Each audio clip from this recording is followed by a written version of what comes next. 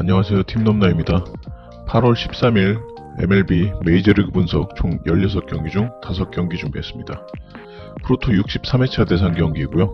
상단에 적힌 대로 몰구 경기는 하루에 5-6경기만 추려서 업로드할 예정이지만 저는 톡방에서 모든 경기에 대한 분석을 공유하고 있기 때문에 영상에 없는 경기가 궁금하신 분들이나 영상 내용 중 이견이 있으시거나 궁금사항이 있으실 경우 댓글 남겨주시거나 하단 고정 댓글에 카톡 링크를 통해 보내주시면 상세히 답변 드리겠습니다.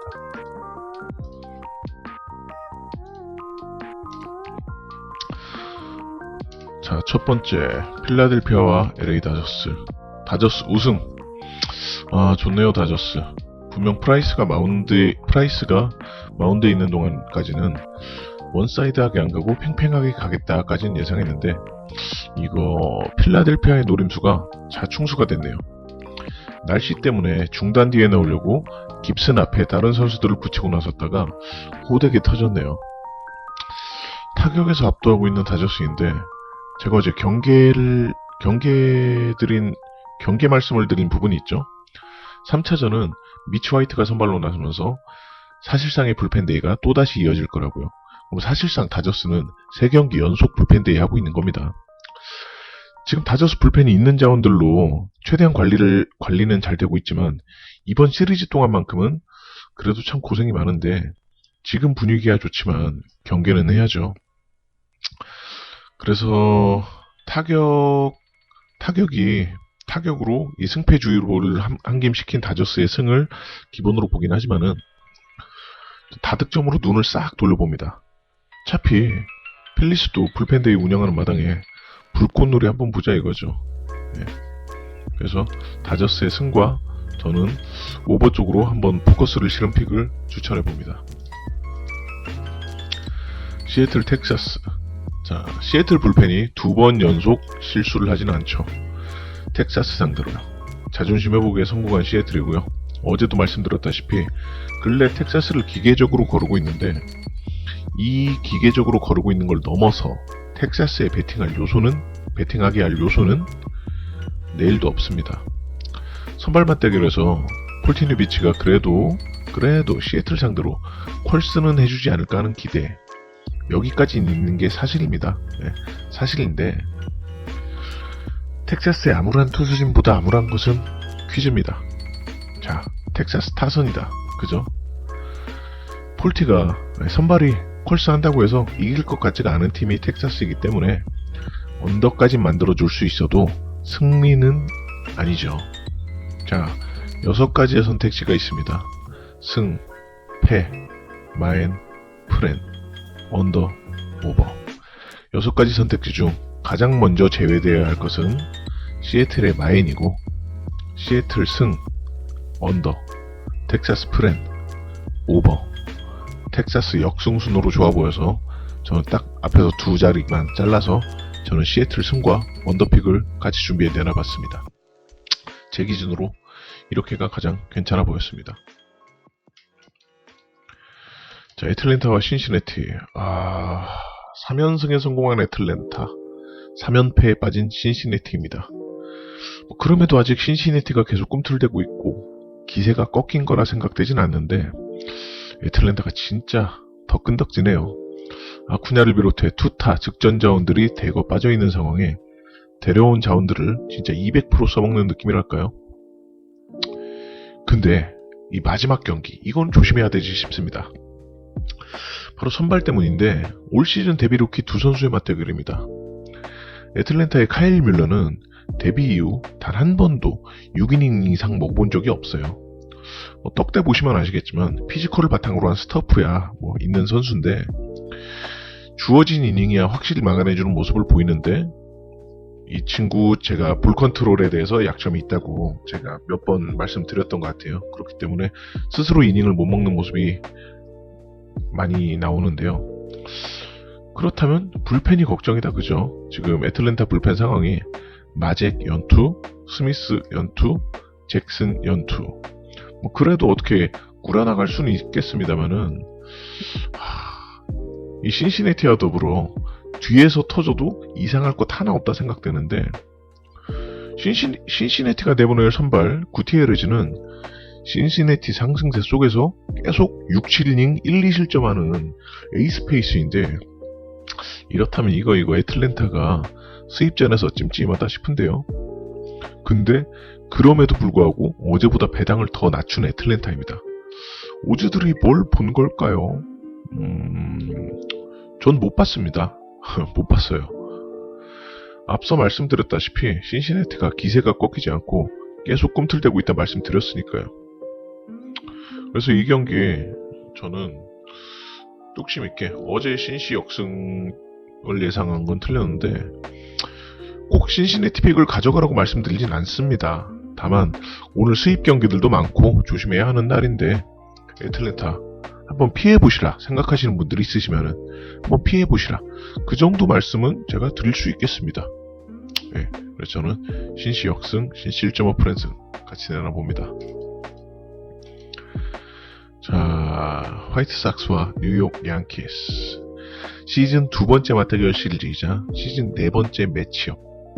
지난 전반기 양키스 홈에서 치러졌던 3연전 맞대결에서는 양키스가 수입승을 거뒀는데요.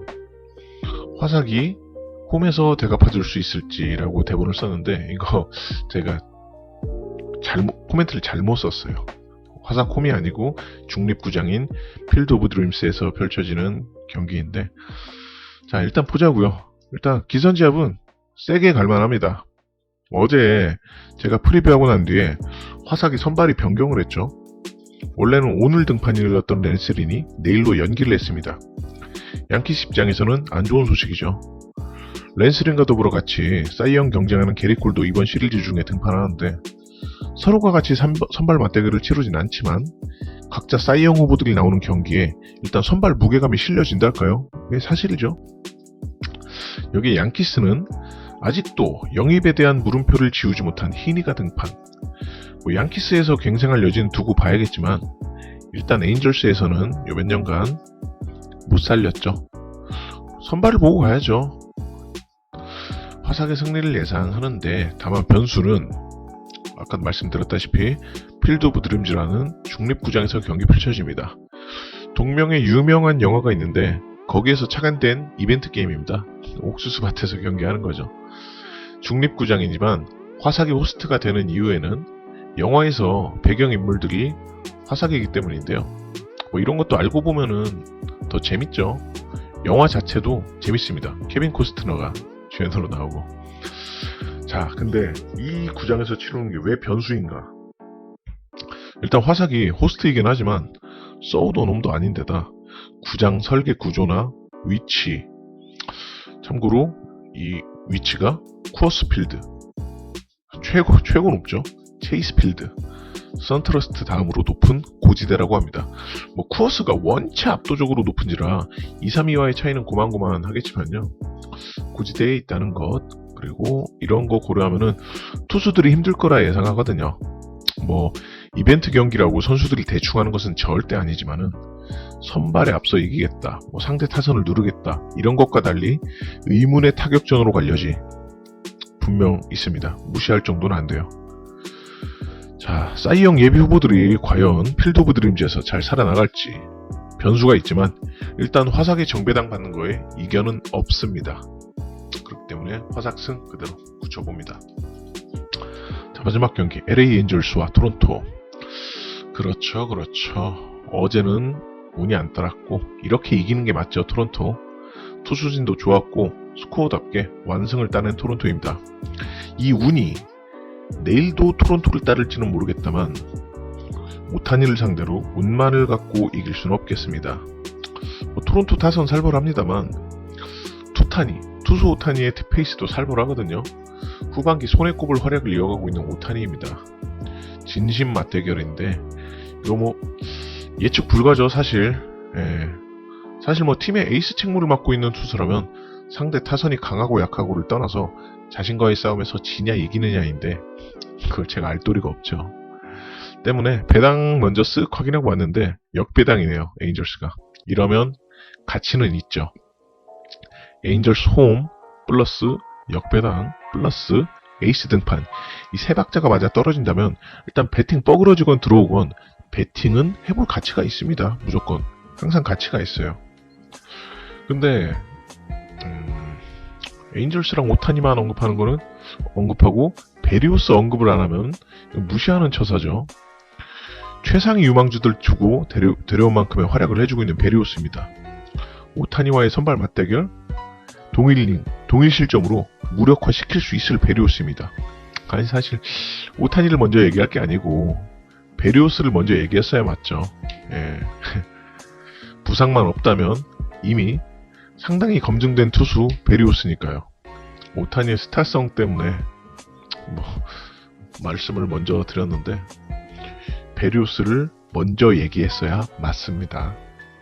자, 그런 거로 두 팀 모두 쉽게 득점 내진 못할 거라 생각합니다.